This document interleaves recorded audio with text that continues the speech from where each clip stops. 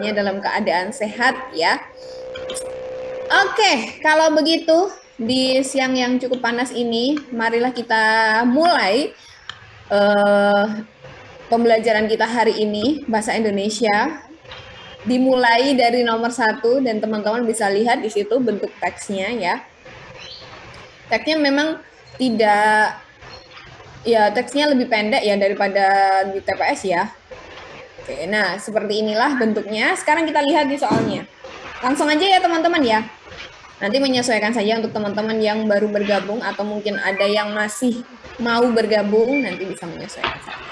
Yuk, kita langsung mulai dari nomor 1. Nah, apa nih teman-teman? Ide pokok gimana caranya? Tentu saja teman-teman di sekolah, bahkan dari SMP dulu ya. SD juga sudah ya. SD, SMP, SMA sering sekali ada soal ditanyakan seperti ini. Ide pokok bacaan. Caranya gimana sih teman-teman? Kalian Jian. Enggak lah, Mbak Joko. Aku nggak ada suaranya. Emang apa? Gimana caranya menentukan ide pokok? Ide pokok itu sebenarnya, ide pokok itu kan sebenarnya sama dengan topik bacaan ya. Nah, sama dengan topik bacaan. Nah, sekarang kita lihat bacaannya apa. Biasanya topik itu. Ini kan ada berapa? 1, 2, 3. Cek kalimat utama Mbak, betul ya. Kalimat utama kita lihat, membaca awal paragraf atau akhir paragraf, betul. Nah nih, teman-teman sudah tahu semuanya karena kita ngulang ya materi di sekolah dulu, bahkan dari SD sudah kita pelajari ya. Prinsipnya seperti itu sama. Nah, seperti yang sudah aku tulis di sini, jadi yang namanya ide pokok itu kan apa sih yang dibicarakan dalam teks tersebut gitu ya. Yuk, sekarang kita lihat. Karena yang diminta adalah ide pokok paragraf, ide pokok bacaan, berarti secara keseluruhan. Bukan hanya di salah satu paragraf saja, tapi secara keseluruhan. Paragraf pertama, kedua, dan ketiga. Yuk, kita lihat. Etnis Sasak Lombok, Nusa Tenggara Barat memiliki kekayaan seni budaya beragam. Salah satu di antaranya adalah naskah lontar atau takepan yang masih banyak disimpan masyarakat. Oke, dari sini kita bisa mengetahui, oh, yang dibicarakan berarti tentang apa? Tentang naskah lontar ya, sebagai ya ini naskah lontar atau takemat sebagai salah satu kekayaan seni budaya yang ada di Sasak Lombok, Nusa Tenggara Barat. Kak, soalnya kok belum di-share di aplikasi ya? Sudah di-share belum? Tunggu dulu ya. Tunggu dulu Vivi. Ya, baru diproses. Kita lanjut dulu. Nah, jadi di paragraf pertama kita lihat di situ yang dibicarakan adalah naskah lontar atau takepan yang ada di etnis Lombok. Sekarang kita lihat coba di paragraf kedua. Tradisi membaca naskah lontar biasanya diselenggarakan pada acara tertentu. Nah, ini kan di sini kita bisa mengetahui ya, oh ternyata di paragraf 2 pun juga masih sama. Jelas dong ya. Jadi yang namanya satu teks itu biasanya terdiri dari beberapa paragraf ya, entah 3, 4, 5, 6, 7 bahkan. Nah, satu paragraf dengan paragraf yang lain pasti saling berhubungan. Kalau tidak berhubungan gimana dong ya? Informasi tidak bisa tersampaikan kepada pembaca dengan baik dong kalau misalnya seperti itu ya. Nah, karena di paragraf pertama tadi membicarakan tentang naskah lontar, paragraf kedua masih sama juga, berarti paragraf kedua itu adalah kalimat paragraf penjelas ya. Terus salah satu pembaca tangkapan yang paling populer adalah Nari alias Amak Nurmini atau Nini. Masih sama, semuanya ini sama-sama membicarakan tentang naskah lontar. Nah, sekarang kita lihat di opsi jawabannya. Yuk, silakan. Silakan teman-teman di sini sudah ada 40-an orang. Silakan berikan jawaban teman-teman nomor 1 menurut teman-teman apa. Silakan, yuk. Aku mau tahu teman-teman pendapatnya gimana. Yuk, silakan teman-teman boleh memberikan pilihan teman-teman. Silakan kita manfaatkan kolom chat ini supaya dia tidak nganggur ya. Oke, sudah ada satu nih teman kita yang kirim. Yuk, yang lain. Ayo, ini masih cukup mudah nih. Oke, boleh. Nih, 1, 2, 3, 4 semuanya sama nih. Oke, boleh. Yuk, yang lain? Baru 4 orang yang kirim jawabannya. Yang lain? Ayo dong yang lain. Ini kita sambil latihan juga. Ini supaya aku juga tahu nih, teman-teman kira-kira sudah paham atau belum.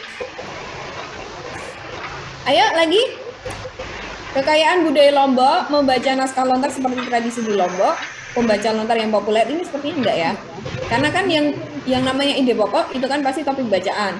Berarti kalau topik bacaan itu berarti harus mencangkup keseluruhan isi teks. Nah, jadi ini harus spesifik. Oke. Oke, boleh. Yuk, yang lain boleh lagi. Isi naskah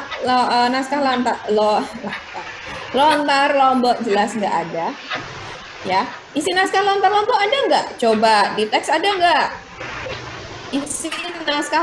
Isi naskah lontar Lombok. Nah, ini kan di sini naskah yang dibacakan ini ada di paragraf 2 ya. Naskah yang dibacakan bisa tanggapan Indah Jaya. Sedangkan dalam acara pernikahan dapat dibacakan Dewi Rengganis.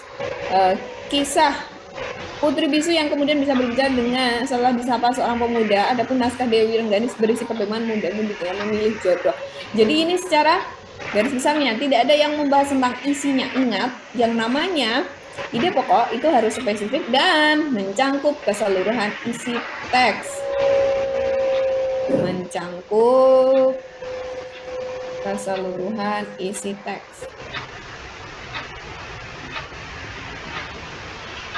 Terus yang perlunya pelestarian ini juga enggak ya. Nah, sekarang antara A atau yang B. Ya, ini sudah aku spesifikasikan lagi, sudah aku eliminasi 3 jawaban, tinggal kita pilih antara A atau B. Yang mana? Ayo, ayo, ayo. Yang B, benar ya? Jawabannya adalah B. Membaca naskah lontar sebagai tradisi Lombok itulah yang dibahas di dalam 3 paragraf yang tadi kita baca bersama-sama. Secara garis besar semuanya membahas tentang membaca naskah lontar sebagai tradisi. Dijelaskan juga tadi di paragraf 2 digunakan pada saat apa saja naskah lontar itu dibacakan ya. Gitu. Oke, lanjut ya. Sekarang kita nomor 2. Teksnya masih sama. Kita langsung lihat soalnya. Inti bacaan di atas. Nah, inti bacaan di atas sebenarnya masih ada kaitannya dengan topik. Berarti kan kalau begitu ada hubungannya dong dengan yang ini tadi. Ya kan? Ada hubungannya dong dengan ini. Nah, berarti apa nih jawabannya? Ayo, sudah tambah lagi nih orangnya. Ayo dong, makin semangat dong kita ramaikan kolom chat ini, kita manfaatkan untuk berdiskusi. Boleh Rausan, silakan yang lain. Kita manfaatkan kolom chat di sini, jangan dianggurin teman-teman. Oke, boleh Nadine, yang lain. Oke, boleh. Ada lagi yang mau berpendapat? Yes, yang nomor. Oke, boleh. Vivi, boleh.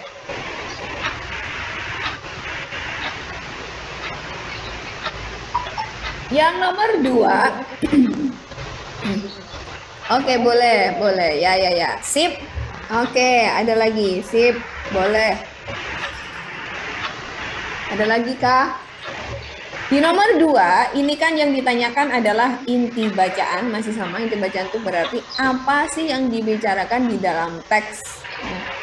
Apa yang dibicarakan? Berarti jawabannya adalah yang A. Membaca naskah lontar menjadi tradisi di Lombok. Itulah intinya. Intinya tuh membicarakan tentang tradisi di Lombok. Salah satunya apa? Membaca naskah lontar. Jadi jawabannya adalah yang Oke, gitu ya. Lanjut sekarang di nomor 3. Kalau misalnya teman-teman ada yang ingin ditanyakan, silahkan langsung saja, boleh ya. Misalnya masih bingung di nomor sebelumnya, itu bisa langsung ditanyakan, nanti kita bahas bersama-sama. Ya, kita manfaatkan teman-teman ya waktu siang hari ini untuk membahas soal secara maksimal. Jadi teman-teman bisa mengupayakan semaksimal mungkin supaya teman-teman juga paham. Yuk, sekarang lanjut ke nomor 3. Di nomor 3 itu yang ditanyakan adalah pernyataan yang berhubungan dengan isi bacaan di atas. Yang berhubungan dengan isi bacaan di atas. Oke. Tadi secara garis besar kita sudah baca teksnya tentang naskah lontar, kemudian digunakan atau dilaksanakan pada prosesi acara apa saja, dan juga tadi di paragraf terakhir dijelaskan juga kalau ada salah satu pembaca naskah lontar yang legendaris tadi si Nari tadi ya. Oke. Menurut teman-teman yang mana? Kita lihat coba. Yang pertama, naskah lontar tergerus oleh kemajuan teknologi. Apakah tadi membahas tentang itu? Membahas tentang kemajuan teknologi, tergerus oleh kemajuan teknologi. Iya apa enggak? Enggak ada yang membahas tentang itu ya. Jadi langsung kita coret. Terus ada banyak naskah lontar yang hilang, sama ini tidak dibahas di dalam teks. Jadi itu salah juga. Kemudian generasi muda sudah tidak tertarik membaca naskah lontar, ini tidak juga dibahas di dalam teks. Kemudian Nari adalah seorang pembaca naskah lontar. Yes, ini kita temukan di dalam teks. Jadi jawabannya adalah yang D. Ada lomba membaca naskah lontar, nggak ada semua ya. Berarti di sini berhubungan dengan isi teks itu berarti yang bisa kita temukan di dalam teks. Informasinya itu jelas ada tersurat gitu ya. Kita tinggal menyesuaikan saja. Dan yang paling benar adalah yang D. Gimana nih teman-teman sampai nomor 3? Ada SS, tentu saja ada Rausan, tenang saja nanti 5 menit terakhir nanti kita akan SS. Gimana nih teman-teman? Sampai nomor 3 ada yang masih bingung. Nah, kiranya kayaknya masih cukup mudah ya dibandingkan dengan TPS kemarin ya. Ini masih cukup bisa diikuti. Aman, Mbak? Oke, kalau begitu kita lanjut ya, kata Rafael nih aman. Oke. Boleh, sekarang kita lanjut ke nomor 4. Nah, ini sudah masuk ke teks baru, yaitu tentang WHO yang menyatakan bahwa polusi udara menjadi ancaman kesehatan terbesar di dunia. Tentang polusi udara yang ditetapkan atau dinyatakan oleh WHO bahwa itu bisa menjadi ancaman terbesar, kesehatan terbesar di dunia. Kita coba lihat deh. Ini apa sih soalnya? Inti paragraf di atas. Oke. Inti itu berarti hal apa yang dibicarakan di dalam teks gitu ya. Langsung kita lihat di opsi A coba. Karena polusi udara telah menyebabkan 7 juta kematian pada tahun 2012, upaya pengurangan polusi udara sangat penting. Adakah di situ? Oke, ini ada informasinya teman-teman. Di sini dikatakan 7 juta kematian pada tahun 2012. Salah. Menyatakan bahwa polusi udara menjadi ancaman kesehatan terbesar di dunia karena telah menyebabkan, nah ini, kenapa sih kok menjadi ancaman? Menjadi ancaman kesehatan terbesar di dunia. Kenapa? Karena menyebabkan 7 juta kematian pada tahun 2012. Tahun 2012. Polusi udara menjadi salah satu dari 8 penyebab kematian di seluruh dunia. Tahun 2012. Oke. WHO menegaskan bahwa upaya pengurangan polusi di dalam dan di luar negeri, di luar rumah dapat menyelamatkan jutaan nyawa di masa depan. Oke, yuk, gimana nih yang A? Upaya pengurangan polusi udara sangat penting, bisa nggak? Bisa nggak? Yang A.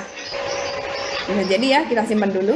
Yang B, polusi udara merupakan salah satu penyebab kematian di seluruh dunia pada tahun 2012. Gimana nih? Polusi udara menjadi salah satu penyebab kematian di seluruh dunia pada tahun 2012. Gimana menurut teman-teman? Ini di sini ada di seluruh dunia. Apakah begitu ya? Oh, ada nih di sini di seluruh dunia. Polusi udara merupakan salah satu penyebab kematian di seluruh dunia. Oke. Kita simpan dulu deh ya kalau masih bingung. Menurut WHO, upaya pengurangan polusi di dalam dan di luar rumah dapat menyelamatkan jutaan di masa depan. Gimana nih yang C? Bisa juga ya. Kita lihat coba yang D. Menurut WHO pada tahun 2012 kematian yang disebabkan oleh polusi udara naik 2 kali lipat. Nah, ini naik 2 kali lipat dari perhitungan tahun sebelumnya. Ini langsung kita coret karena informasinya tidak kita temukan ya. Kemudian yang E, menurut WHO polusi udara menjadi ancaman kesehatan terbesar di dunia. Nah, menurut teman-teman mana jawabannya nih? Tadi ternyata kita simpan antara A, B, C, E. Ternyata hanya opsi D yang bisa kita eliminasi karena informasinya tidak ada. Ingat, yang ditanyakan adalah inti paragraf, berarti secara keseluruhan isi teks. Nah, keseluruhan isi teks yang mana? Yes, yang E. Berarti kalimat A, B, C itu berarti dia hanya sebagai kalimat penjelas. Karena inti paragraf itu pasti ada kaitannya juga dengan ide pokok, kalimat utama, topik gitu ya. Nah, kalimat A, B, C itu berarti dia sebagai penjelas. Penjelas dari apa ya? Dari ini. Nah, gitu ya. Oke, lanjut. Sekarang di nomor 5. Oh, nomor 5 sudah beda teksnya. Nah, yang di sini yang ditanyakan adalah simpulan. Simpulan itu biasanya informasinya secara tersirat. Artinya kita memberikan kesimpulan sendiri ya. Biasanya kan begitu simpulan. Informasinya tuh berbeda. Berbeda dengan ide pokok, inti paragraf atau topik. Kalau topik itu berarti informasinya atau ide paragraf atau ide pokok kalimat utama berarti pernyataannya itu ditulis secara tersurat. Sedangkan kalau simpulan itu berarti tersirat. Informasinya itu ditulis secara tersirat. Kita lihat dong, coba penurunan populasi ikan terjadi karena tidak ada usaha revitalisasi pesisir. Manusia tidak menjaga keberadaan pohon bakau seperti habitat ikan. Populasi ikan tidak berhubungan erat dengan intensitas penangkapan. Manusia sebagai subjek terlalu berkuasa atas sumber daya laut. Selama ini, laut dijadikan objek sehingga tidak tercipta harmoni ekosistem laut dengan aktivitas manusia. Oke, sekarang coba kita lihat ya, karena ini kayaknya kita perlu baca ya. Kalau nggak baca kita tidak bisa menentukan apa sih yang dibicarakan di dalam teks. Kita lihat di kalimat pertama. Penurunan populasi ikan di kawasan barat Indonesia, khususnya Laut Jawa dan Selat Malaka disebabkan oleh intensitas penangkapan yang tidak diimbangi dengan pengembangbiakan yang cukup. Penurunan apa? Populasi ikan turun. Kenapa? Karena intensitas penangkapan tidak diimbangi dengan pengembangbiakan yang cukup. Dari situ kita bisa mengetahui, oke, ini membicarakan tentang penurunan populasi ikan. Kemudian, pohon bakau menjadi habitat alami ikan nyaris punah di wilayah itu sehingga mengurangi stok ikan secara alami. Disinilah pentingnya revitalisasi pesisir dengan konsep baru, yakni menjaga harmoni ekosistem laut dengan aktivitas manusia. Berarti teman-teman, kalau kita lihat yang B, manusia tidak menjaga pohon bakau sebagai habitat alami, apakah itu bisa menjadi simpulan? Yang B. Enggak dong ya. Karena tidak ada informasinya. Meskipun ya, ini informasinya secara tersirat, tapi kita menyimpulkan berdasarkan informasi yang kita temukan di dalam teks. Jadi bukan kita membuat asumsi ya, atau membuat analisis sendiri, hipotesis sendiri berdasarkan angan-angan, jangan. Jadi tetap harus disesuaikan dengan informasi apa yang ditulis di dalam teks, kemudian baru kita bisa menyimpulkan secara tersirat gitu ya. Jadi yang B langsung kita coret. Sekarang A, C, D, E, tersisa A, C, D, E. Populasi ikan tidak berhubungan dengan erat dengan intensitas penangkapan. Gimana dong itu yang C? Coba. Populasi ikan tidak berhubungan erat dengan intensitas penangkapan. Tidak berhubungan erat kah teman-teman? Nah, jelas-jelas tuh di kalimat pertama disebutkan apa? Kalau populasi ikan itu menurun karena penangkapan yang tidak diimbangi dengan intensitas penangkapan yang tidak diimbangi dengan pengembangbiakan yang cukup. Berarti gimana dong kalau dikatakan tidak berhubungan erat? Salah dong, ya kan? Berarti B sama C salah. Sekarang yang D, manusia sebagai subjek terlalu berkuasa atas sumber daya laut. Nih, selama ini laut dijadikan objek sehingga tidak tercipta harmoni ekosistem laut dengan aktivitas manusia. Mana ya jawabannya ya? Coba, aku mau tahu dong teman-teman pilih apa nih? Sudah aku spesifikasikan lagi antara A, D, sama E. Oke, boleh Adil. Tadi sudah ada Rafael, Noci, sama Adil. Yuk, yang lain dong. Wah, ini sudah makin banyak lagi di sini teman-teman yang bergabung. Silahkan dong teman-teman boleh memberikan responnya di nomor 5 ini kira-kira apa. Nah, kita ramaikan kolom chat ini, kita maksimalkan. Yuk, teman-teman boleh. Oke, boleh. Nada dan Aza. Tidak ada salahnya untuk berpendapat ya. Jawaban salah tidak ada konsekuensi apapun. Jadi tenang saja. Oke. Simpulannya.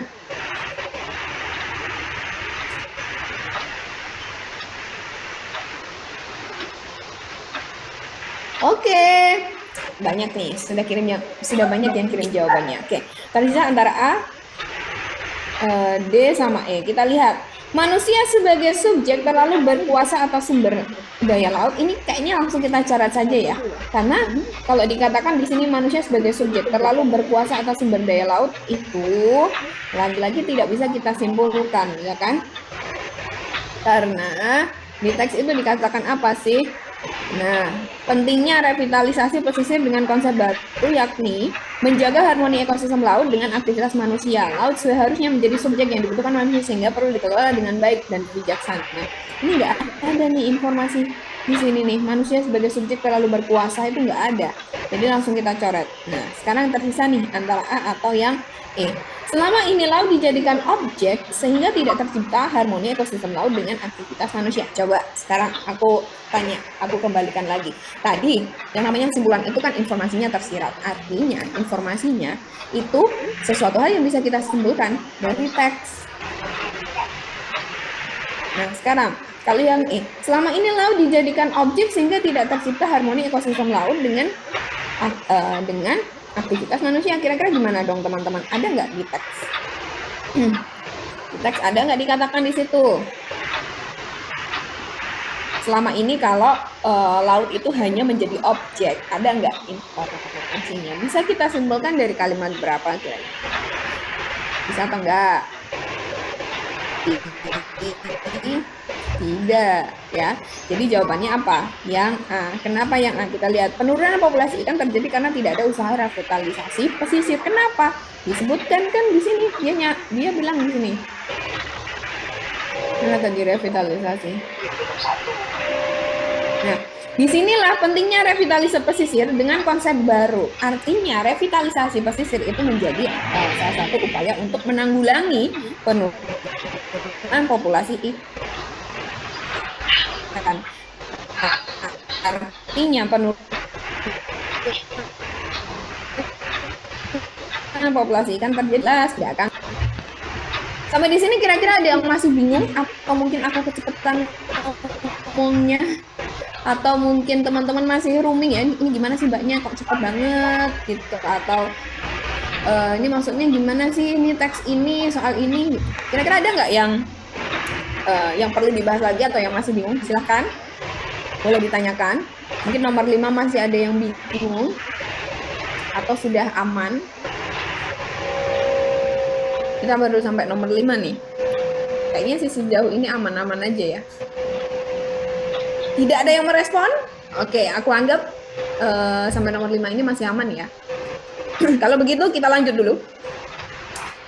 Lanjut sekarang di nomor 6. Sekarang yang tidak berhubungan. Kalau tadi yang berhubungan, sekarang tidak berhubungan. Ini itu membicarakan tentang apa? Oh, dampak buruk mengonsumsi minuman bersoda, minuman soda berlebihan. Ada dampak buruk mengonsumsi minuman bersoda berlebihan. Kita lihat di sini. Mengonsumsi minuman soda berlebih memiliki dampak buruk. Gimana nih yang A? Ini kan yang tidak berhubungan ya. Berhubungan atau enggak nih yang A? Jelas dong, kan kita temukan tuh di kalimat pertama, berarti dia berhubungan dong. Yang B, emal gigi dapat maaf ya teman-teman, baru batuk. Emal gigi dapat terkikis karena minuman bersoda. Ada nih di sini nih, emal gigi. Nih, gula dan asam pada minuman bersoda dapat terkikis. Nah, jadi itu ada. Di teks itu ada. Kemudian sekarang yang opsi C, banyak dampak serius akibat mengonsumsi minuman bersoda. Iya dong, kan ini kalau misalnya tidak segera ditanggulangi itu nanti akan beresiko terhadap batu ginjal atau masalah ginjal lainnya. Berarti itu masalah yang serius. Terus minum minuman soda berlebih dapat menimbulkan beragam masalah. Iya. Jawabannya adalah yang itu. Gampang ya. Minuman soda tidak memperburuk kesehatan. Itu jelas salah. Informasinya tidak berhubungan karena di teks itu dikatakan apa? Banyak masalahnya. Nanti bisa kena ginjal, giginya nanti bisa terkikis, emailnya, dan lain-lain. Jadi jelas ya. Karena di kalimat utamanya sendiri sudah dikatakan dampak buruk mengonsumsi minuman soda. Sudah jelas di situ ya. Kalau di sini tidak memperburuk kesehatan jelas salah dong. Karena kan dia kontradiktif dengan kalimat U. Lanjut, sekarang di nomor 7. Nah, ini unsur serapan. Ini sebenarnya kita dipermudah dengan adanya tanda. Di soal nomor 7 ini, kata serapan semuanya sudah diberikan tanda huruf miring. Nanti ada sesi screenshot, tentu saja ada dong Fajar. Fajar Satrio ada, tenang saja. Nanti 5 menit terakhir kita akan screenshot ya. Jadi tenang saja teman-teman. Kalau misalnya masih ketinggalan nanti bisa kita ulang di sesi akhir. Yo, sekarang nomor 7. Ini sudah disediakan semuanya unsur serapan. Yang ditanyakan adalah tidak tepat. Nah, yang tidak tepat, kira-kira yang mana? Unsur kata serapan itu berarti dari istilah asing yang diserap. Diserap tuh maksudnya disamakan ejaan dan bahasanya, ejaannya dengan bahasa Indonesia. Menurut teman-teman yang mana? Oke, yes, boleh.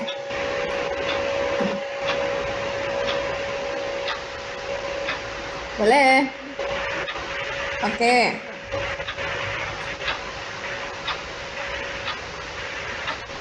Ada lagi kah yang mau berpendapat? Oh iya, survei iya juga. Sorry, nggak lihat. Unsur serapan itu jadi dari istilah asing. Nah, ini dari istilah asing diserap ke bahasa atau istilah bahasa Indonesia. Maka ejaannya itu harus juga disamakan. Nah, misalnya kayak kita kan mengenal ada namanya sistem gini ya. Kalau bahasa Inggris, kemudian dia diserap ke bahasa Indonesia jadi apa?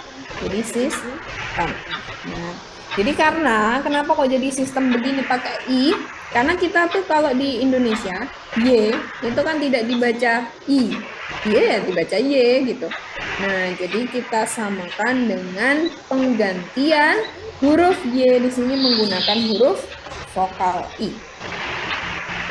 Begitu Vivi. Aman ya? Oke. Jawabannya apa dong? Ya, terima kasih sama-sama. Jawabannya adalah E. Objek itu harusnya objek. Nah, objek itu bukan pakai Y tapi pakai J. Jadinya objek. Itu. Lanjut, sekarang di nomor 8.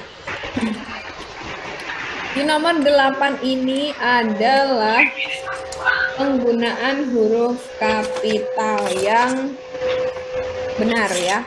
Penggunaan huruf kapital yang benar. Kira-kira yang mana teman-teman? Di sini ada ini huruf kapitalnya tak kasih tanda nih.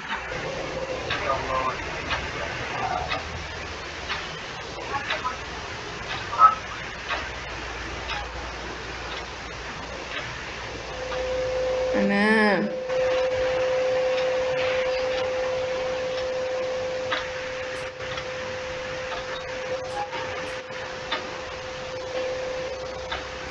Manakah? Kalau miliarder gimana? Sudah benar.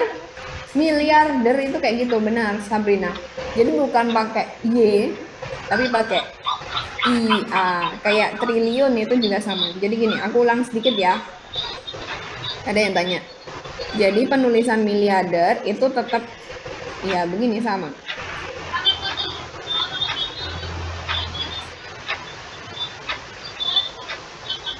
Nah, miliarder tuh begini, bukan pakai Y ya.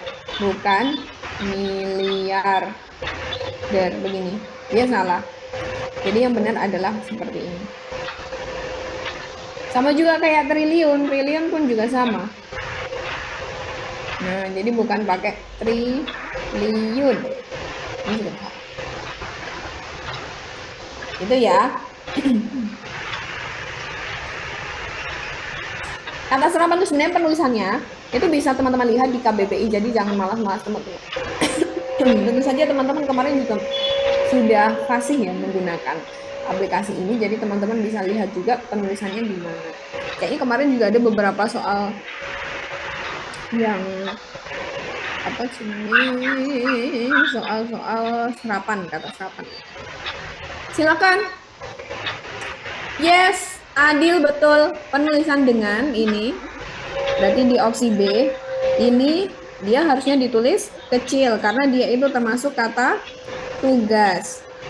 Jadi kata tugas di bahasa Indonesia, kata tugas itu semuanya ditulis menggunakan huruf kecil. Kata tugas itu apa? Ada preposisi, kata depan, konjungsi, dan juga kata sandang atau artikula. Nah, ini berarti salah. B salah. Yang mana dong? Tenaga kerja wanita benar atau salah? Tenaga kerja wanita benar atau salah?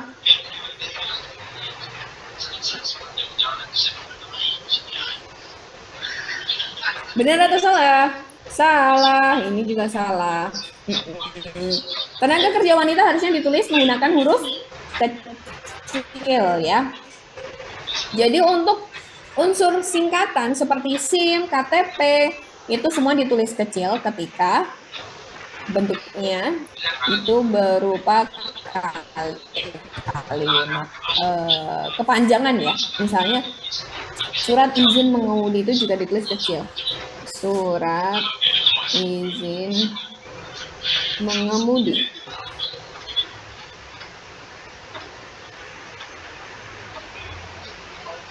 Nah, ini. Surat izin mengemudi itu ditulis menggunakan huruf kecil karena dia itu bukanlah untuk menunjukkan nama. Jadi dia hanya untuk menunjukkan istilah. Misalnya kayak KTP, kartu tanda penduduk, itu pun juga sama. Ditulisnya menggunakan huruf kecil kecuali DPR. Kalau DPR itu baru ditulis menggunakan huruf kapital karena dia adalah instansi, lembaga, nama instansi pemerintahan. Jadi dia ditulis kapital. Sama juga misalnya kayak yang unsur yang lain, misalnya ada MPR misalnya, DPR, DPD. Nah, itu semua ditulis menggunakan huruf kapital. Ini yang nomor di opsi D ini salah ya, negaranya, pemerintah ini salah. Yang E gimana nih? Pedesaannya ditulis menggunakan huruf kecil karena pedesaan itu berarti ditulis menggunakan huruf kecil karena dia itu kan pedesaan tuh berarti kan apa namanya, wilayah gitu ya, wilayah. Jadi bukan hanya untuk menunjukkan satu nama spesifik pada satu nama daerah, tapi secara wilayah gitu kan. Jadi bukan nggak di kapital.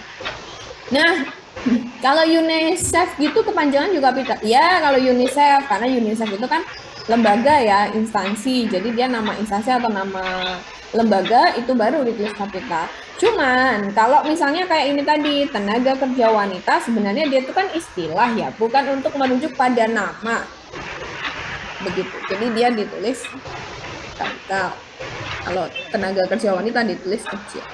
Baik, Bu, terima kasih Bu. Sama-sama, Noci. Jadi jawaban yang tepat adalah yang A.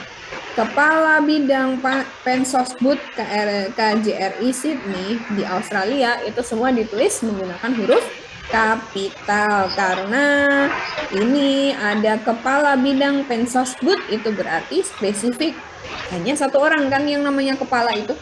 Jadi kalau misalnya kita mau menyebutkan Menteri Pendidikan misalnya, Kemendikbud, Kementerian Pendidikan dan Teknologi. Nah, itu berarti ditulis yang ada di birokrasi pemerintahan, itu semua ditulis kapital. Tapi kalau misalnya tidak merujuk pada nama lembaga atau nama instansi, itu ditulis menggunakan huruf kecil. Contohnya apa? KTP, SIM. Gitu. Gimana? Sampai nomor 8, adakah yang masih bingung? Adakah yang masih mau bertanya? Adakah yang belum paham? Silahkan kita manfaatkan waktunya, teman-teman.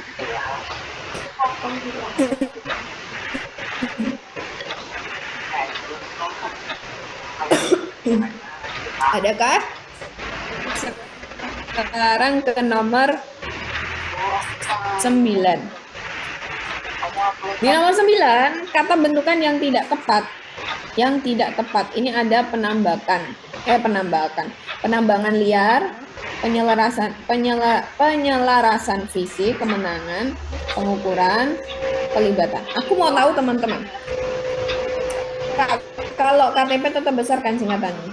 Kalau singkatannya KTP iya, tapi kalau misalnya sudah jadi kartu tanda penduduk, berarti dia ditulis kecil, karena kan dia bukan merujuk pada nama atau instansi, ya kan? Kartu tanda penduduk kan bukan merujuk pada nama, jenis kartu, namanya kartu tanda penduduk.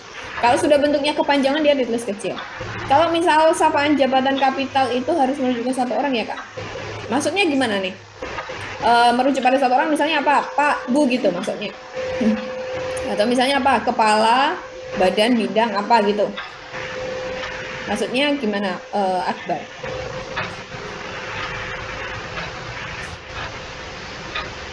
Kalau sapaan jabatan kan paling Pak, Bu, atau kepala gitu ya. Bisa dijelaskan lagi nggak maksudnya gimana, Akbar? 9, kita sambil nunggu Akbar, kita lanjut gitu. Jadi Akbar, kalau misalnya merujuk pada satu orang, misalnya kayak tadi nih, kembalikan lagi ke sini ya. Ini kan kepala bidang Pensosbud KJRI SIP nih, jelas. Kepala bidang Pensosbud KJRI SIP ini ya hanya satu orang. Nggak mungkin banyak kan kepalanya. Kepalanya kan berarti cuma satu orang. Gitu. Jadi dia ditulis menggunakan huruf kapital, betul, karena dia merujuk pada satu orang, artinya dia spesifik gitu loh. Kayak gini, kayak kita menuliskan presiden, misalnya rumah saya kemarin sore didatangi oleh presiden. Kalau presiden saja itu tidak ditulis kapital, karena presiden itu banyak, presiden mana dulu. Nah, jadi dia tidak tulis kapital. Tapi kalau misalnya sudah spesifik, misalnya kemarin sore rumahku didatangi oleh Presiden Indonesia, nah, berarti spesifik pada satu orang, kapital semua. Begitu Akbar. Maksudnya sih begitu. Paham ya kira-kira Akbar? Kak, kalau yang pedesaan tadi kenapa salahnya? Ini, jadi pedesaan ini saat ini sudah sangat luas daratan pedesaan Cemara Jaya. Ini kan yang namanya pedesaan itu kan tidak hanya merujuk pada satu atau nama satu wilayah, tapi untuk menunjukkan apa ini? Ini satu apa ya, kayak satu daratan gitu kan. Jadi bukan hanya merujuk kepada satu pedesaan. Pedesaan itu kan berarti banyak. Nah, kalau desa itu baru cuma satu, dia kapital. Tapi kalau pedesaan itu kan berarti banyak. Gitu. Jadi dia tidak perlu ditulis.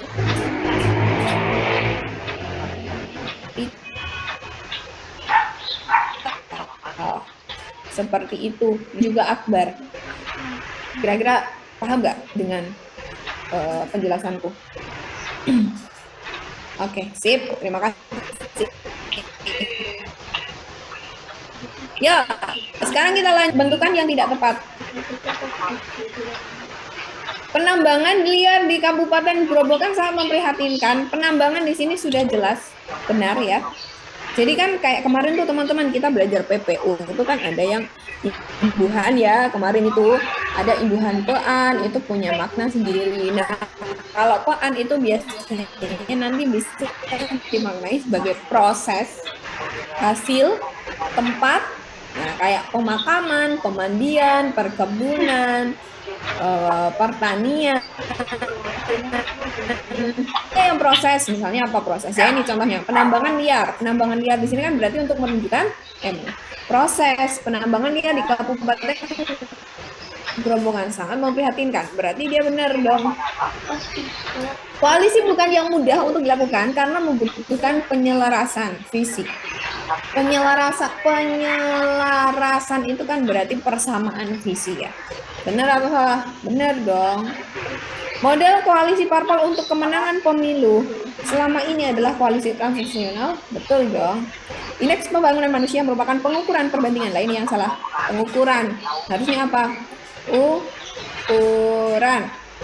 Ukuran perbandingan antara harapan hidup, melek huruf, pendidikan, dan standar hidup untuk semua negara. Jadi jawabannya adalah yang B. Nanti bisa buka lagi tuh catatannya teman-teman yang kemarin tuh. Kalau imbuhan pean itu untuk apa saja, kean untuk apa saja. Bisa dilihat-lihat lagi ya. Yuk, sekarang lanjut ke nomor 10. Ini ada pemakaian tanda koma yang tepat. Terdapat pada kalimat. Ini kayaknya nggak ada jawabannya teman-teman. Nih kita lihat ya. Kan ini yang tepat ya, yang ditanyakan adalah yang tepat.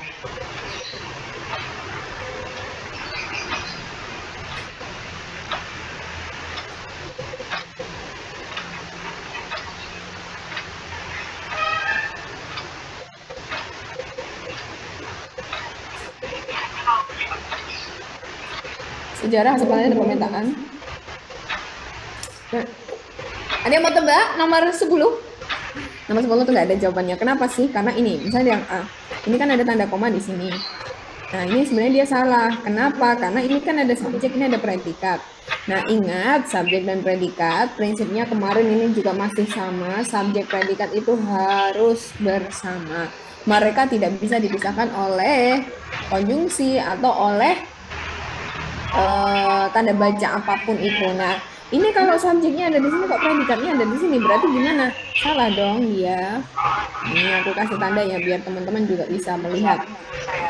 Jadi dia salah subjek predikatnya. Karena subjek predikat itu harus bersama, tidak bisa dipisahkan oleh tanda koma. Terus yang B. Yang B itu sebenarnya sudah benar, tapi di sini dia salah. Ingat, kalau misalnya ada jika di awal, itu berarti dia adalah konjungsi. Kalau konjungsi berarti dia sebagai apa fungsinya di dalam kalimat majemuk. Berarti dia adalah anak kalimat. Fungsinya sebagai apa? Sebagai induk kalimatnya mana? Induk kalimatnya jelas dong yang ini. Nah, tapi lagi-lagi induk kalimat itu kan cirinya punya subjek, predikat. Lah ini subjeknya di sini. Kok predikatnya di sini ada koma di antara mereka? Bisa atau tidak? Nggak bisa juga yang B. Yang C itu kesalahannya kenapa? Karena ini ada jika. Jika di awal, ada kata jika di awal kalimat, berarti harusnya kalimat setelahnya atau pernyataan setelahnya itu ada induk kalimat. Karena jika itu tadi sama nih kayak ini, dia adalah anak kalimat yang fungsinya sebagai penjelas. Jika teh bermanis buatan diminum satu kali saja, efek negatifnya tidak akan signifikan. Lah ini kesalahannya di sini. Ini juga sama nih, ada bahwa sebelumnya tidak perlu pakai koma. Ini juga sama. Yang E ini di sini ada kata agar itu konjungsi tujuan. Jadi dia tidak perlu ditambahkan dengan tanda koma di sini. Soalnya itu ada ini sih di sini ada 30 ya. Ada 30 soal. Begitu. Jadi ini kita lewati aja nomor 10. Sebenarnya relatif ini sih soalnya itu relatif bisa diikuti karena masih sama juga dengan materi TPS dan beberapa juga masih mengulang di materi-materi SMA kemarin. Jadi relatif bisa diikuti lah. Gitu. Sekarang kita lanjut dulu ke nomor 11 ya. Ini ada kapital yang benar. Kapital yang benar itu ada di sini. Kita lihat nih ada tanah air, aspek pengembangan teknologi ke Gunung Apian Yogyakarta, Merapi, kemudian ada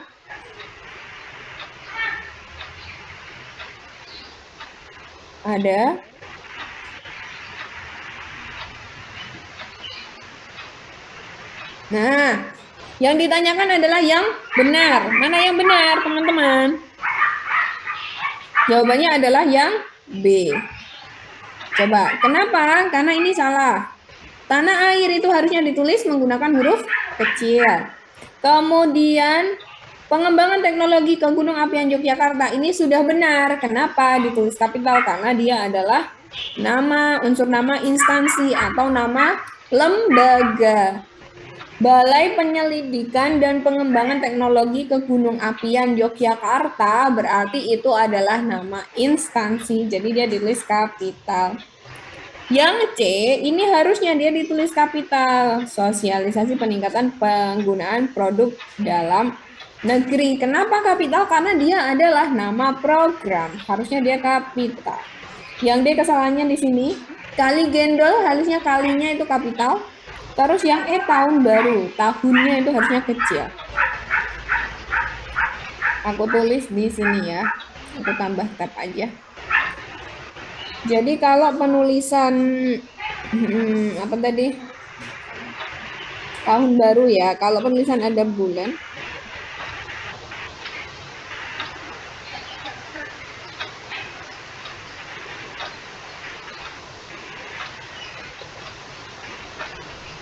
Salah, ada hari, bulan, tahun. Ini semuanya ditulis kecil, tapi ininya ditulis kapital. Minggu, bulan Januari, tahun Masehi. Nah, penulisannya seperti itu. Ya, tanah air kecil karena nggak masuk. Iya, nggak masuk julukan dia. Maksudnya bukan nama masuk julukan atau nama ya. Jadi kalau julukan itu baru dia ditulis kapital.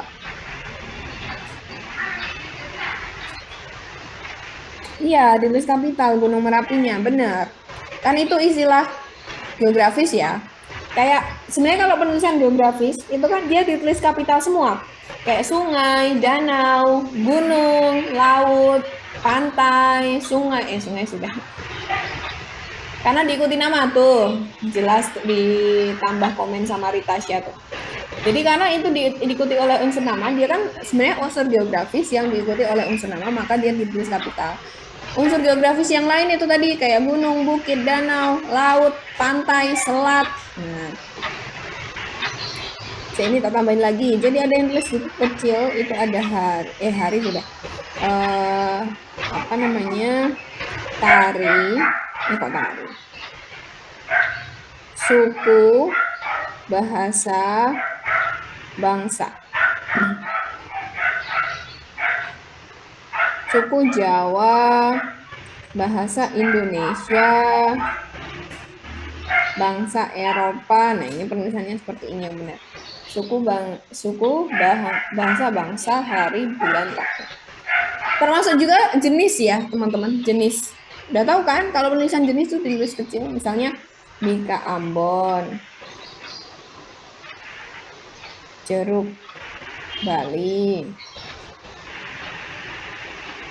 terus apa lagi? Kunci Inggris. Nah, ini adalah unsur jenis. Jadi ditulis menggunakan huruf kecil. Ini kali gendol harusnya kapital. Kemudian tahun barunya tadi harusnya ditulis kecil ya. Begitu. Aman ya sampai nomor 11? Kita lanjut dulu sekarang di nomor 12. Kalimat baku, ingat. Kalimat baku itu berarti kita harus mempertimbangkan subjek dan predikat dong, jelas harus punya. Subjek dan predikat itu harus punya. Kemudian mempertimbangkan juga ejaannya sesuai nggak dengan KBBI. Kemudian tanda baca. Sebenarnya hampir mirip sih kayak kalimat efektif ya. Jadi memperhatikan tanda baca, terus memperhatikan ejaan, subjek predikat. Tujuannya untuk apa sih? Tujuannya supaya bisa penulisan kalimat itu bisa sesuai dengan konteksnya, itu sama dengan penulis dan juga pembaca. Kalau misalnya seorang penulis tidak mempertimbangkan subjek, predikat, ejaan, tanda baca, itu nanti akan menimbulkan ambigu, informasi yang ambigu, bermakna ganda. Informasinya tidak bisa tersampaikan kepada pembaca secara baik atau secara maksimal karena memang penulisnya sendiri itu tidak mempertimbangkan syarat-syarat yang diperlukan tadi. Ini teman-teman mau tebak dulu nggak nomor 12 kira-kira apa?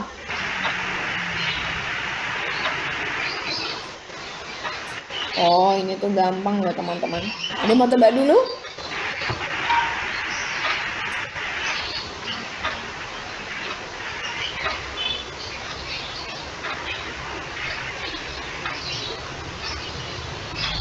Nih, udah aku kasih tanda nih. Mana yang benar? Nomor 12 yang benar adalah yang B. Ingat, KTSP itu lebur.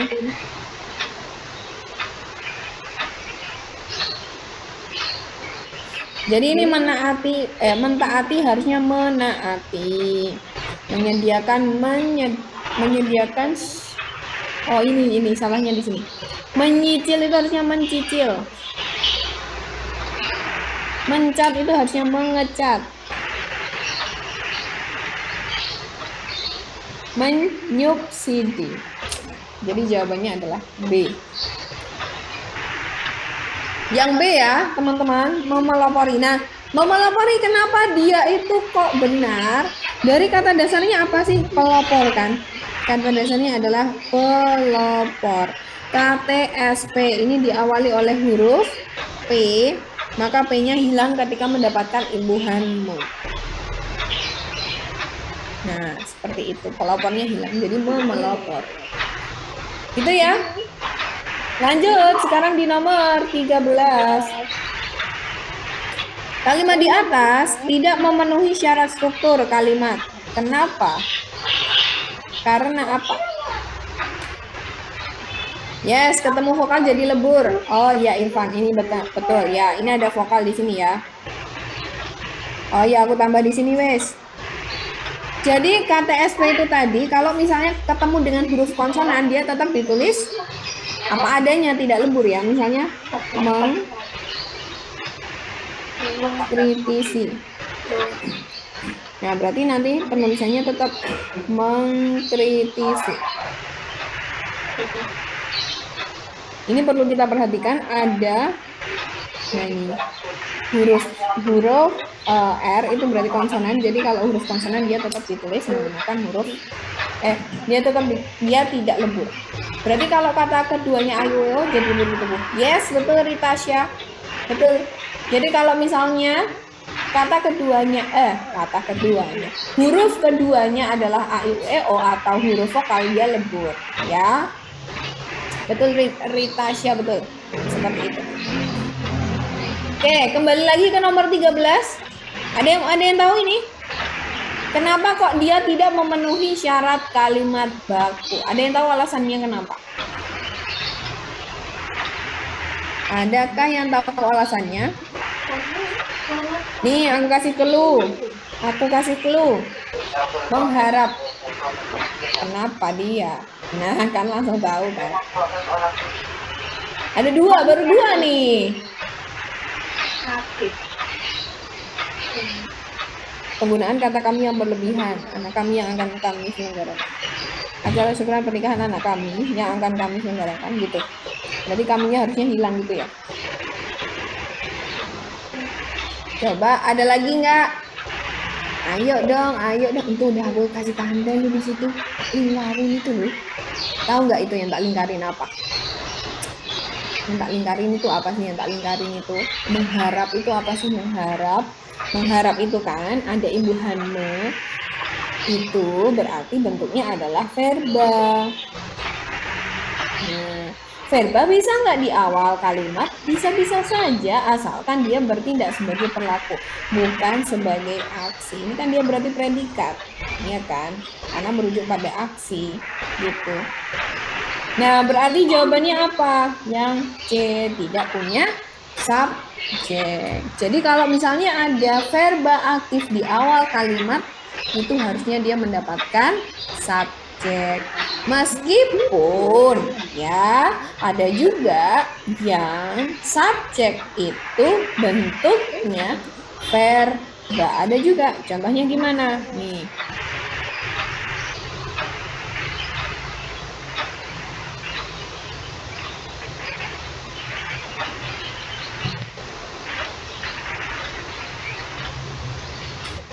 Nah, misalnya seperti ini. Menari merupakan aktivitas yang seru. Menurut teman-teman, kata menari di situ, apakah dia menjadi subjek atau predikat?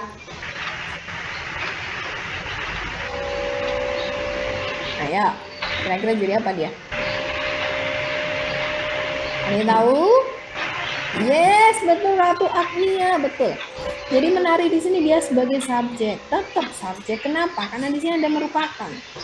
Merupakan ini dia menjadi predikat.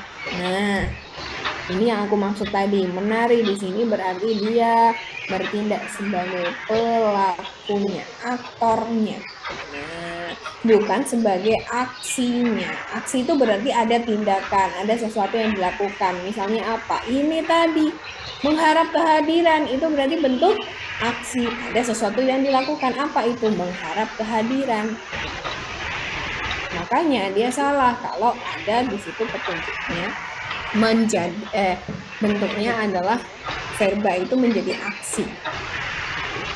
Kira-kira di sini ada yang masih bingung nggak? Ada yang mau ditanyakan nggak sampai nomor 13? Adakah yang mau bertanya? Belum? Masih aman ya? Nggak ada yang merespon, jadi aku anggap aman. Kita lanjut sekarang di nomor 14. Majemuk bertingkat. Nah, majemuk bertingkat itu cirinya punya induk kalimat dan anak kalimat.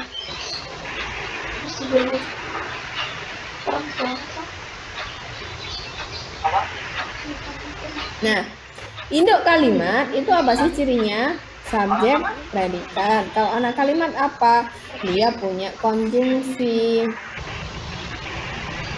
Baru nanti ada predikat dan lain-lainnya.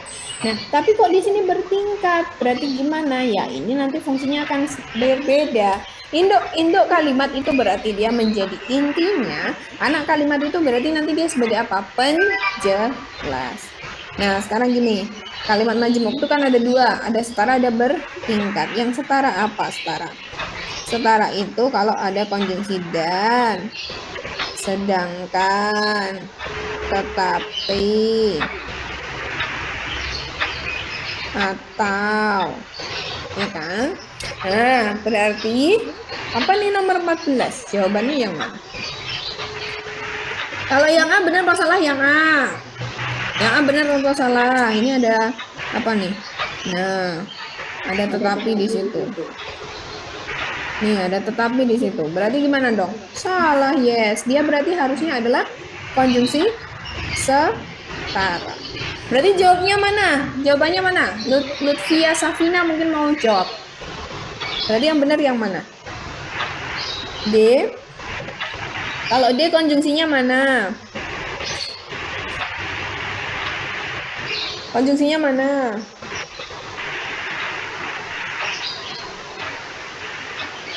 Oke, Renggani Reni, Ratu Agnia, dan juga Adil semuanya jawab B. Aku mau tahu, konjungsinya mana berarti? Ada kata apa yang menunjukkan bahwa, oh ini konjungsi bertingkat nih. Kalimat majemuk bertingkat nih. Gimana? Teman-teman melihat apa di sana? Ada apa di sana? Anak-anak perlu mempersiapkan diri untuk memasuki era demokrasi, suatu era yang ditandai oleh kemenangan perilaku dengan cara terlibat dan mengalami secara langsung proses pendemokrasian. Ada konjungsi apa teman-teman? Ya teman-teman temukan, yaitu, nah, apa ini? Untuk itu konjungsi apa? Hubungan tujuan. Jadi jawabannya adalah yang B, betul. Adil, Renggani, dan Ratu Agnia betul ya. Jadi jawabannya adalah yang B karena di sini ada kata untuk, dia adalah konjungsi bertindak. Oke, kita agak cepat aja kali ya. Karena waktunya sebentar lagi mau habis, kita masih ada 15 soal. Kita upayakan untuk bisa selesai semua ya. Ya langsung lagi ya, induk kalimat tadi, induk kalimat itu cirinya subjek dan predikat. Ini ada pronomina, ada nomina. Pronomina apa? Pronomina itu adalah kata ganti orang.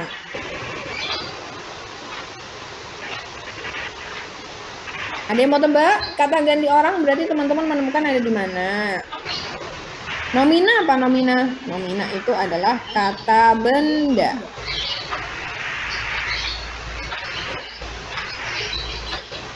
Ada yang mau tebak? Nomor 15 kira-kira ada di mana? Yes. Betul. Jawabannya ada A. Yes. Apa itu? Di sini ada merekalah dan para ibu ya. Jadi jawabannya adalah yang A. Betul. 16. Kolusi. Kolusi itu apa sih? Kerjasama rahasia. Sifatnya rahasia di balik sesuatu ada rahasia, kerjasama diam-diam gitu ya, yang konotasinya negatif. Biasanya kolusi itu seperti itu. Mana dong konotasinya negatif? Kerjasama rahasia konotasinya negatif. Jadi itu mau menyembunyikan sesuatu. Coba kita lihat. Perusahaannya berkembang pesat karena ia pandai menjaga hubungannya dengan banyak rekan bisnisnya. Kira-kira gimana? Budaya pertemanan yang dituding banyak orang telah menyebutkan aktivitas kerjasama tak resmi dalam melancarkan usaha di berbagai bidang birokrasi. Banyak asumsi menyatakan bahwa kekayaan yang dipermasalahkan itu didapatnya dengan cara yang tidak dapat dipertanggungjawabkan dari banyak pos kegiatan pemerintahan. Juru kampanye partai harus pandai berdiplomasi untuk menarik massa sebanyak-banyaknya agar dapat memenangkan pemilu.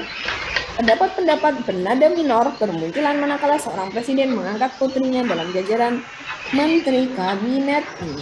Manakah itu? Kerjasama rahasia, konotasinya negatif. Mana jawabannya?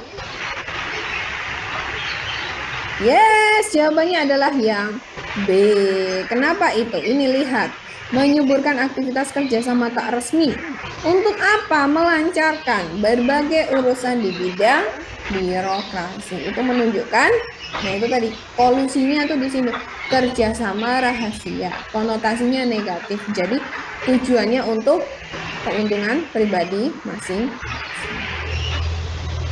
Lanjut sekarang nomor 17. Nah, ini di sini ada makna leksikal.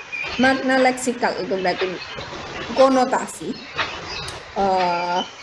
atau makna sebenarnya. Kok konotasi ya?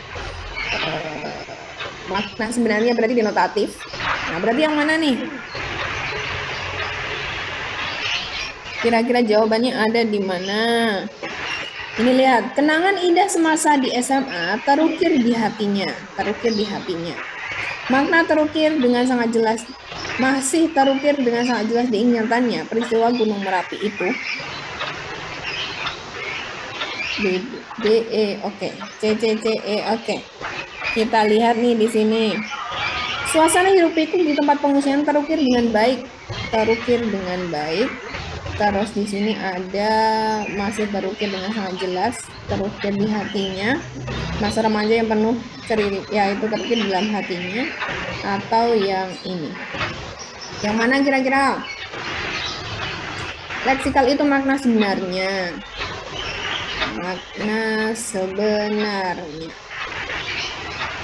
Jadi kan biasanya ada gramatikal, ada leksikal. Kalau gramatikal itu berarti berdasarkan imbuhannya. Yang kayak kemarin misalnya kayak imbuhan pe itu bisa mempunyai makna yang berbeda. Tergantung pada konteksnya. Misalnya kalau misalnya aku menuliskan gini ya, misalnya aku makanan lah misalnya.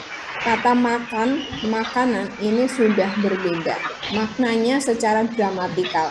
Gramatikal itu yang dimaksud apa sih? Ini loh, ada imbuhannya. Dari kata aslinya apa? Makan. Kemudian apa? Makanan. Nah, berubah kan di situ dia mendapatkan akhiran. Maknanya berubah. Ini apa makan? Itu berarti merujuk pada aksi melakukan, memasukkan sesuatu ke dalam mulut, namanya makan. Makanan apa? Ini sesuatu yang bendanya kan ini. Ini kan berarti dia adalah benda atau nomina. Nah, sesuatu yang kita masukkan ke dalam mulut itu namanya makanan. Kalau makan itu aksinya, pekerjaan yang dilakukan. Nah, berarti ini apa jawabannya? Adalah C. Kenapa C? Lihat, suasana hidup pikuk di tempat pengungsian terukir dengan baik pada lukisannya.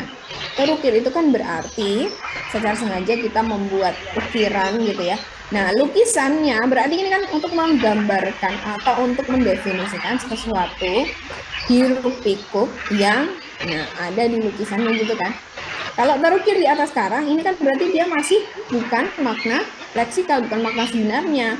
Kan terukir di atas karang, emangnya si jejak-jejak ombak itu bisa mengukir? Ya kan? Nggak bisa dong yang mengukir. Kalau terukir di sini kan berarti ada yang mengukir secara sengaja. Siapa? Ya orang. Begitu. Jadi jawabannya adalah yang C. Kira-kira ada yang bingung nggak? Yang nomor 16, tadi kenapa kok nggak C, Kak?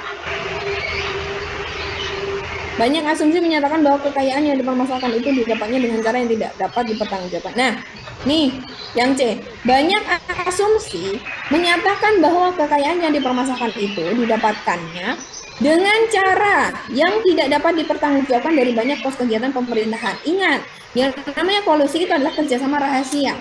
Kerjasama rahasia, artinya kerjasama itu nggak kerja sendiri loh. Nah, kalau yang C apa? Banyak asumsi menyatakan bahwa kekayaan dipermasalahkan itu didapatnya dengan cara yang tidak dapat dipertanggungjawabkan. Hanya dikatakan kalau dengan cara yang tidak dapat dipertanggungjawabkan. Apakah itu kerjasama? Belum tentu. Nah, kalau kolusi itu kerjasama, artinya kan bukan hanya satu orang saja. Bisa kelompok, bisa 2 orang, 3 orang, 4 orang. Tapi kan kerjasama. Nah, kayak gitu. Gitu, Vivi. Kenapa kok bukan C? Jawabannya itu. Alasannya. Ini yang nomor 17. Kira-kira di sini ada yang masih bingung nggak? Mungkin aku terlalu cepat atau mungkin masih roaming. Silahkan boleh bertanya. Vivi, gimana nomor 16 tadi sudah cukup jelas atau belum? Apakah sudah cukup jelas atau belum? Nanti akan aku ulang lagi. Aman ya? Oke. Yang lain gimana? Yang lain boleh memberikan responnya kira-kira gimana sampai nomor 18 ini? Ada nggak yang masih bingung? Ayo dong. Aman ya? Oke. Kita lanjut sekarang di nomor 18. Di nomor 18 ini ada Re-Society. Ingat, Re-Society di sini. Re-Society ya. Re-Society ini adalah istilah. Istilah di dalam proses kegiatan ekonomi kayaknya kalau nggak salah kalkulasi ini akan membantu untuk mengarahkan masyarakat ke format masyarakat masa depan yang diinginkan melalui prediksi yang disusun dan keputusan yang diambil. Nah, teman-teman mau coba dulu, ingat ini adalah istilah ya. Jadi yang mana? Coba, ini ada masyarakat yang beresiko, risiko bermasyarakat, risiko kemasyarakatan, masyarakat beresiko, risiko yang harus dipertanggungjawabkan masyarakat. Kira-kira yang mana? Yang mana dong? Jawabannya adalah masyarakat yang beresiko. Istilah, ingat istilah. Jadi masyarakat yang beresiko, bukan masyarakat masyarakat beresiko, bukan masyarakat yang beresiko. Karena ini beda ya konteksnya. Meskipun di sini hanya ditambahkan dengan kata yang, ini maknanya akan berubah. Kenapa? Ini masyarakat yang mempunyai resiko. Artinya kan begitu.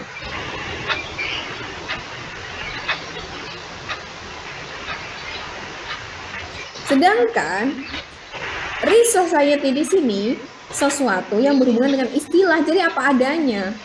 Bukan kita maknai secara maknanya, konteksnya, bukan, tapi kita lihat istilahnya, makna ini. Nah, konteksnya adalah istilah. Jadi jawabannya adalah masyarakat beresiko. Begitu. Nomor 8. Lanjut sekarang nomor 19. Nah, ini kira-kira mana yang bisa dihapuskan? Kalimat yang tidak padu kita lihat. Ini nomor 1, kalimat 1, kalimat 2, kalimat 3, kemudian kalimat 4, kalimat 5. Nah, mana yang harus dihapuskan teman-teman? Yang bisa dihapuskan, kira-kira yang kalimat berapa? Tinggal dilihat, ini gampang banget loh. Ayo dong. Teman-teman, kira-kira jawabannya apa? Nomor 19, ini semuanya. Kita lihat nih, dari kalimat 1 ya. Hak asasi manusia dalam pengertian umum adalah hak-hak dasar. Sudah jelas. Ini membicarakan tentang apa? Hak asasi manusia. Kalimat 2, ini berarti bahwa masih sama. Kalimat 2 menjelaskan kalimat 1. Hak asasi tidak dapat dicabut. Masih sama. Kalimat 3, 2 menjelaskan kalimat 1. 4, walau demikian bukan berarti bahwa. Nah, ini juga sama. Masih menjelaskan kalimat-kalimat sebelumnya. Nah, berarti jawabannya mana? Adalah yang kenapa? Kita lihat, memperjuangkan hak sendiri sampai-sampai mengabaikan hak orang lain. Ini merupakan tindakan yang tidak manusiawi. Nah, sudah mulai di situ kan. Sudah berbeda. Bukan lagi membahas tentang hak asasi manusia, tapi apa? Memperjuangkan hak sendiri. Beda kan? Jadi jawabannya adalah yang 20. Sekarang penggunaan tanda koma. Ini juga kemarin ada nih di TPS. Tinggal ngulang aja nih materi kemarin ini. Mana yang tidak tepat, yang salah? Yang salah mana, guys? Ya, sudah aku berikan tanda, sudah kelihatan ini kayaknya nih. Kalau teman-teman lihat di situ sudah jelas sekali. Ayo. Ayo yang lain dong. Baru berapa nih? 1 orang kayaknya yang kirim jawabannya nih. Padahal ada 50 sekian orang. Ayo dong. Kita ramaikan kolom chatnya. Nah, gitu dong.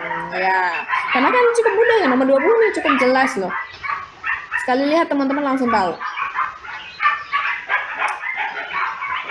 Oke. Jawabannya adalah yang E. Kenapa yang E ini nih? Nah, kenapa? Ini ada kata jika. Jika itu apa? Konjungsi. Konjungsi. Maka sebelumnya tidak perlu ada komanya. Komanya langsung hapus. Nah, kalau yang D gimana? Ingat, ini kan apa? Ahli gizi dari Universitas Gadjah Mada, Mahmud Mardani, mengatakan ini. Nah, ini ada koma, ada koma. Benar atau salah? Betul. Kenapa betul? Karena ini adalah A positif. Fungsinya untuk apa? Sebagai penjelas. Kayak begini loh. IR Soekarno, Presiden RI pertama, menyatakan, misalnya ya. Nah, kalau seperti ini benar. Presiden RI pertama, ini berarti sebagai A positif atau sebagai penjelas dari IR Soekarno. Jadi sudah benar. Nah, sama nih kayak di opsi D. Gitu ya. Jadi nomor D sudah benar, di opsi D sudah benar, B sudah benar, A sudah benar, C juga sudah benar. Yang salah adalah E, karena di sini ada jika itu konjungsi tidak perlu lagi menggunakan koma. Konjungsi yang membutuhkan koma itu ada sedangkan, tetapi, melainkan, yakni, yaitu, bahkan. Nah, itu membutuhkan tanda koma. Selain itu tidak perlu. Lanjut 21, ada kata serapan lagi. Kata serapan mana yang salah? Yang benar ya? Yang benar itu hanyalah ini, ekskavasi. Varietas itu salah. Varietas harusnya ya, bukan varietas. Draft itu harusnya pakai F saja. Diagnosa itu harusnya diagnosis. Nah, hipotesa harusnya hipotesis. Analisis, hipotesis, diagnosis gitu ya. Semuanya pakai sis. Belakangnya pakai sis. Hipotesis, analisis, diagnosis gitu ya. Terus ada lagi, meminimalisir itu salah, meminimalisasi. Akomodir itu salah, harusnya akomodasi. Nah, seperti itu ya. Begitu. Jadi nomor 21 adalah A. 22 ini penerapan ejaan. Sekarang kita lihat ya. Yang tidak tepat kecuali berarti yang benar. Coba aku kasih tanda nih. Miliar, bermiliar-miliar, berjuta-juta. Ini teman-teman menjawab ya. Nanti silahkan boleh dijawab. Kira-kira apa itu jawabannya? Kemudian ada ini. Yuk. Ayo dong, ini yang benar mana? Sudah aku jelas. Pendirian garis tersebut berdiri untuk mengkotak. Sudah kelihatan jelas di sini. Yang lain kan aku kasih tanda kesalahannya ya. Jadi yang tepat mana? Yang C dong. Karena kan yang lain udah aku kasih tanda nih kesalahannya. Coba nih. Miliar harusnya apa? Miliar. Terus apa nih? Bilahan. Bilahan apa? Dipisah. Di sisi, ingat ya. Imbuhan di itu bisa jadi dua, dia bisa jadi preposisi, bisa jadi juga dia imbuhan. Nah, kalau preposisi nanti dia jadi verba. Kalau imbuhan salah lagi. Kalau preposisi nanti dia jadi kata keterangan. Kalau imbuhan baru nanti dia jadi verba. Contohnya apa? Itu tadi, di sekolah, di rumah, nah, dikerjakan. Nah, beda. Kalau verba itu kan biasanya merujuk pada aksi ya. Nah, terus ini, namun. Kenapa? Ada yang tahu nggak? Namun ini kok salah, kenapa? Ada yang tahu? Kenapa namun bisa itu salah? Kenapa namun salah? Ada yang tahu tidak? Kenapa namun salah? Ada yang tahu alasannya kah? Yes, betul kata Akbar. Namun itu harusnya di awal kalimat karena dia adalah antar kalimat. Tidak boleh di tengah, namun di awal kalimat, betul. Namun itu di awal kalimat, tidak bisa di tengah. Namun akan tetapi itu di awal, tidak boleh di tengah. Kalau di tengah apa? Tetapi, sedangkan, melainkan, itu boleh. Kalau sedangkan tetapi di awal gimana? Tidak boleh. Sedangkan itu hanya di tengah intrakali. Lanjut 23 ini yang benar kecuali. Yang benar kecuali berarti yang salah mempertanggungjawabkan, menggarisbawahi, menghancur leburkan, menganak sungai, bertepuk tangan. Mana yang salah? Mana yang salah? Yang salah ini loh, tak kasih tanda. Nah, gitu dong, rame kan aku seneng ya. Gitu. Ada lagi nggak? Ini kan sebenarnya prinsip menggunakan awalan dan akhiran. Ini ada awalan, ini ada akhiran. Ini ada awalan, ini ada akhiran. Ini ada awalan, ini ada akhiran. Ini ada awalan. Ini ada awalan saja. Nah, kalau ada awalan dan akhiran, mempertanggungjawabkan berarti harusnya ditulis serangkai, tidak dipisah. Nah, tapi kalau hanya mendapatkan awalan saja, dia baru ditulis terpisah. Berarti ini gimana? Yang B dong, salah. Harusnya menggarisbawahi ditulis serangkai.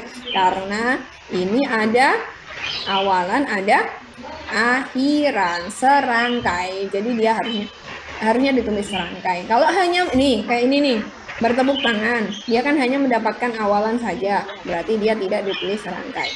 Gitu ya. Lanjut 24, ini kalimat yang baku. Yang baku itu nomor 24. Itu nih kita lihat ya. Ini ada kata maka, ada koma. Terus nah, ini ada maupun di sini. Kemudian Oh, ini jelas salah nih. Ada sedangkan, ada karena, jelas salah. Di awal kalimat tadi nggak bisa ya. Di awal kalimat dia tidak bisa mendapatkan apa? Sedangkan itu tadi tidak bisa di awal kalimat. Kalau di awal kalimat tadi pakainya apa? Akan, tetapi, namun ya. Sedangkan karena itu di tengah, bukan di awal. Ini salah, ini maupun ini harusnya apa? Ini dia berpasangan, harusnya depannya ada kata apa? Baik dikatakan kurang manusia terhadap dikatakan kurang manusiawi terhadap pasien, baik terhadap gitu ya, baik terhadap pasien maupun, harusnya begitu. Dia berpasangan. Jadi jawabannya adalah agar. Oh, tapi sebentar. Iya benar.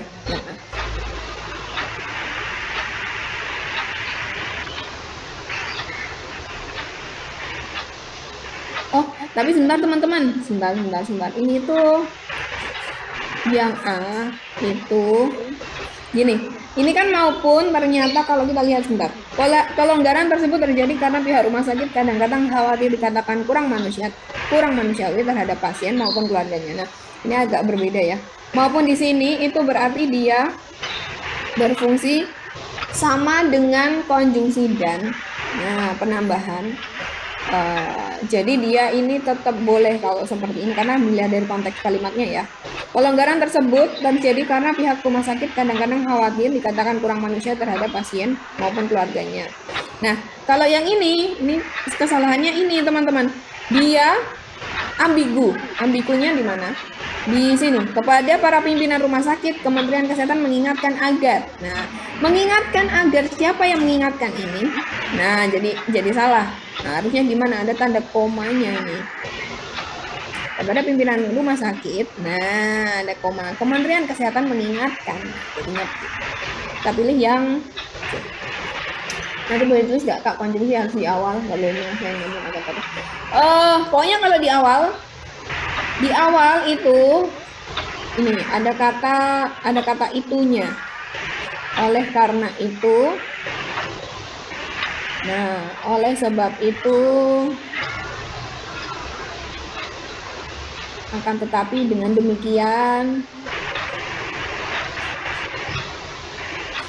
Nah, seperti itu Sabrina. Pokoknya kalau ada kata itu, biasanya dia di awal. Saya lanjut dulu ya. Kita selesaikan dulu. Di nomor 25 ini kecuali kalimat berikut tidak baku kecuali. Berarti kalimat berikut tidak baku kecuali. Berarti yang benar. Yang benar adalah yang E, langsung saja. Ini sama seperti yang tadi teman-teman, syaratnya yang sudah aku tulis di depan tadi. Ini kesalahannya, ini ada kata saat. Nah, ini menjadi salah. Kita lihat. Pameran keris dan senjata silat dan koleksi Museum Asia Pasifik menarik perhatian banyak masyarakat Rusia saat pameran di Museum Seni Ketimuran Moskow. Nah, ini salahnya di sini nih. Kata saat itu kan menunjukkan waktu ya. Jadi nggak perlu ada di sini. Terus kalau yang B, ini kita ubah menjadi ataupun karena dia pilihan ya. Kemudian kalau yang C ini ada kata berapapun, harusnya ditulis terpisah. Kalau yang D mengingatkan, nah ini harusnya tidak perlu pakai koma. Jadi jawabannya adalah E. Yang benar adalah E. Ini berarti anak kalimat. Kemudian ini predikat, ini subjek.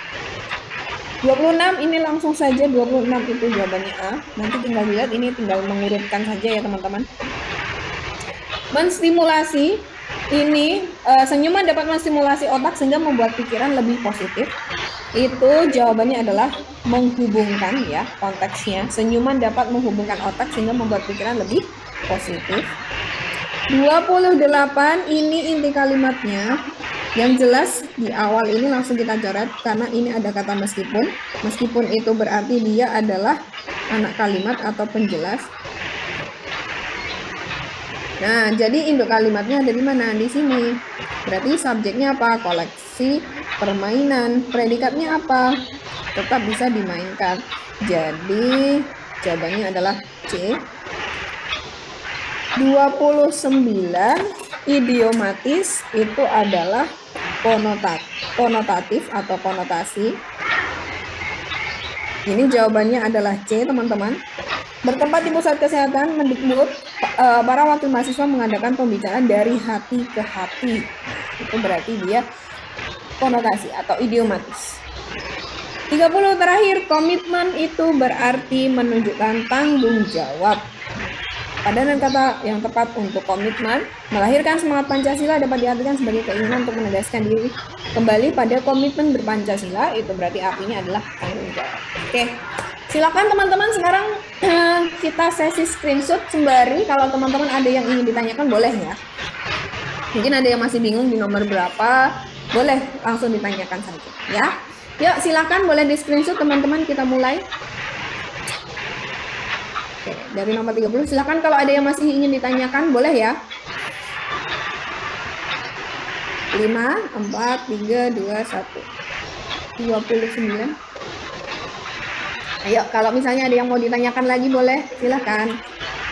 Atau sudah cukup jelas? Kira-kira gimana Sabrina, kamu tadi tanya tentang konjungsi, kira-kira apakah sudah cukup paham penjelasanku tadi? 29 ya. 5, 4, 3, 2, 1, 28. Paham ya? Oke. Pokoknya kalau di tengah itu, sedangkan, tetapi, karena, sehingga, itu semua di tengah. Kalau di awal biasanya diikuti dengan kata itu, oleh karena itu, oleh sebab itu, dengan demikian, nah kayak gitu. Selain itu, dari 7. Yang lain kira-kira ada yang mau ditanyakan lagi nggak? 27, 5, 4, 3, 2, 1, 26. Sepertinya aman ya sampai sini ya.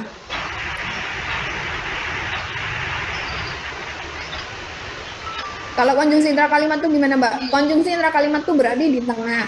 Kalau antar kalimat tuh berarti kan di awal kalimat. Jadi dia hanya digunakan di awal kalimat. Contohnya kayak tadi, akan tetapi, namun, oleh sebab itu, oleh karena itu, dengan demikian, selain itu. Nah, kalau di tengah berarti dia hanya digunakan di tengah. Contohnya apa? Karena, maka, jika, apabila, melainkan. Nah, itu. Banyak contoh-contoh konjungsi itu ya. Yang intra kalimat tuh banyak sekali. Kurang lebih seperti itu. 24 ya. Yes, betul. Kayak konjungsi koordinatif, betul. 23. Jadi kan konjungsi itu ada, dibedakan ada intra kalimat, antar kalimat, terus ada kan bertingkat sama setara. Tadi ya yang setara sudah aku tulis.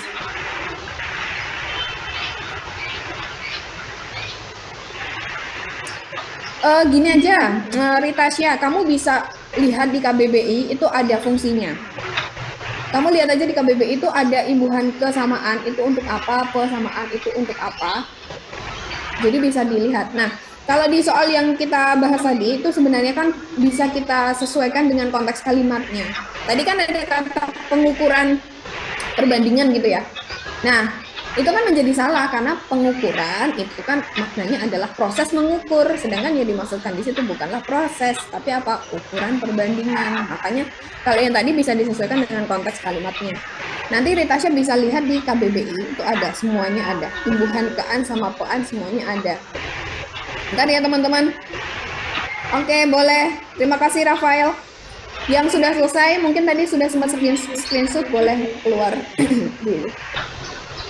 Oke, terima kasih Ritasya. 20.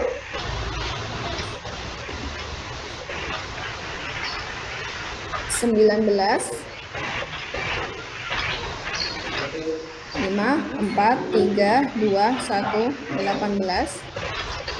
Sama-sama Afra. 5, 4, 3, 2, 1, 17. 5, 4, 3, 2, 1. 5, 4, 3, 2, 1. 5, 4, 3, 2, 1.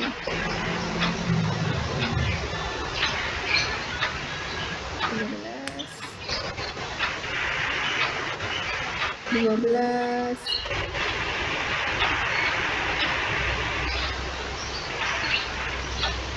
yang tadi teorinya 11, 4, 3, 2, 1, 10,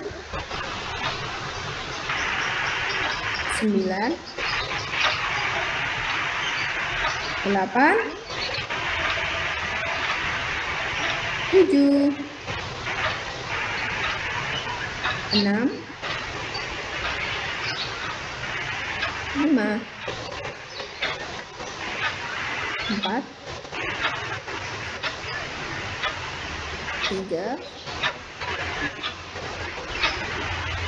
2, 1.